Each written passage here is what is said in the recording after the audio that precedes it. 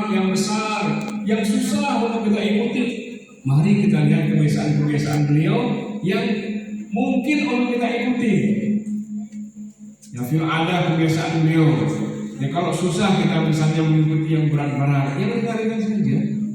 Begitu kita masukkan sandal, kita pasang sandal atau pasang sepatu dengan niat mengikuti sunnah beliau, kita pertama pasang kaki kanan, lalu kemudian kaki kiri. Ini kira-kira berat gitu. Sebenarnya tidak berat ya, Pak Kapolsek ya. Pak Kapolsek pasang sepatu, pasang dulu kaki kanan, lalu kemudian kaki kiri dengan niat mengikuti sunnah Nabi kita Muhammad SAW. Itu berpahala. Sunnah Nabi ini adalah membuka ruang bagi kita untuk mendapatkan pahala yang besar. Ya, ini al-adat, kebiasaan-kebiasaan beliau sebagai pribadi, kebiasaan beliau banyak sekali. Sebagai kepala keluarga apalagi banyak sekali yang kita dengar kisah-kisah Nabi kita. Sehingga Siti Aisyah itu tidak mampu menceritakan kebaikan-kebaikan Nabi.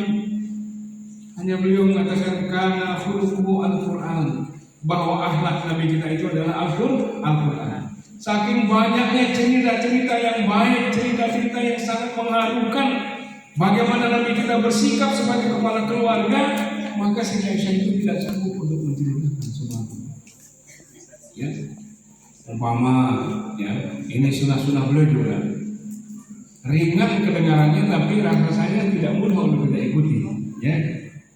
Umpama beliau kalau pulang dari pengajian, ya malam-malam, maka ketika Siti Aisyah sudah tidur, yang terbayang di benak beliau itu adalah pasti Siti Aisyah ini capek sekali, ya capek sekali. Ya kalau anak-anak sekarang kan sulit lah rasanya, ya. Maka beliau mengetuk pintu Siti Aisyah, ya ketukan pertama itu agak keras.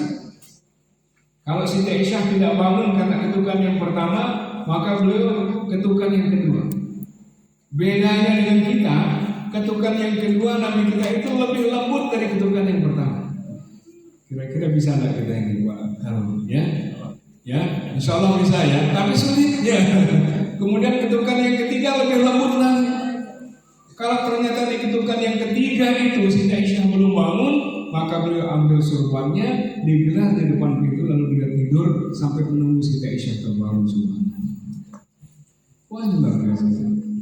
Ya, kalau kita mau coba saja kayaknya susah. Ibu-ibu sekalian yang mungkin ada di belakang, kira-kira kalau bapak geduk pintu gimana? Ya, ketukan pertama, kemudian apakah ketukan yang kedua itu lebih lembut dari ketukan pertama? Ya, kayaknya pasti lebih keras. Ya, ketukan yang ketiga tidak bangun, pakai kaki dia. Jadi kisah-kisah Nabi ini sungguh yang ringan, tetapi ya susah untuk kita ikuti, kecuali kita memang sungguh-sungguh untuk mengikutinya. Suatu hari Nabi kita sedang duduk-duduk, ini kita banyak bercerita, okay? Beliau sedang duduk-duduk, lalu dibuatkan minuman oleh Siti Aisyah. Contoh juga, dibuatkan minuman oleh Siti Aisyah. Kebiasaan Nabi kita, mudah-mudahan ini juga kebiasaan bapak-bapak kita, ya. Begitu beliau minum satu teguk, lalu dilepas, dipandang istrinya sambil tersenyum. Nabi kita ya, subhanallah. Lalu minum lagi, dilepas, dipandang istrinya sambil tersenyum. Itu cara beliau. Ya. Kemudian satu hari, Siti Aisyah ini merasa heran. Ini hari ini kok beda Rasulullah. Apa yang beda? Karena minuman itu beliau habiskan, tidak disisakan. Biasanya beliau menyisakan sedikit untuk diminum oleh Siti Aisyah. Tetapi hari ini kok minuman dihabiskan oleh Nabi kita. Penasaran Siti Aisyah ini. Lalu beliau masuk ke dapur, beliau ambil sisa-sisa daripada minuman itu pakai telunjuknya, lalu beliau rasakan. Ternyata subhanallah, betapa kagetnya Siti Aisyah, minuman yang seharusnya rasanya manis itu ternyata terasa asin. Karena Siti Aisyah lupa, seharusnya beliau taruh gula, ternyata ditaruh garam. Ya, bayangkan ini, kita misalnya kalau kita ngopi, Bapak Ibu sekalian, Pak Kades, Mbak Wangi, lalu kopinya itu ditaruh garam oleh Ibu, kira-kira masih bisa nggak tersenyum seperti Rasulullah? Ya, Bapak bisa kira-kira, ya. Bayangkan perjuangan Nabi kita ini sudah luar biasa ya. beliau minum, lalu minumannya rasanya asin, tetapi masih beliau tersenyum kepada istrinya. Subhanallah. Ini adalah sunnah-sunnah fil ada beliau, di kebiasaan beliau yang mungkin jarang kita sama-sama gali dan kemudian kita ikhtiarkan untuk kita laksanakan dalam kehidupan kita sehari-hari.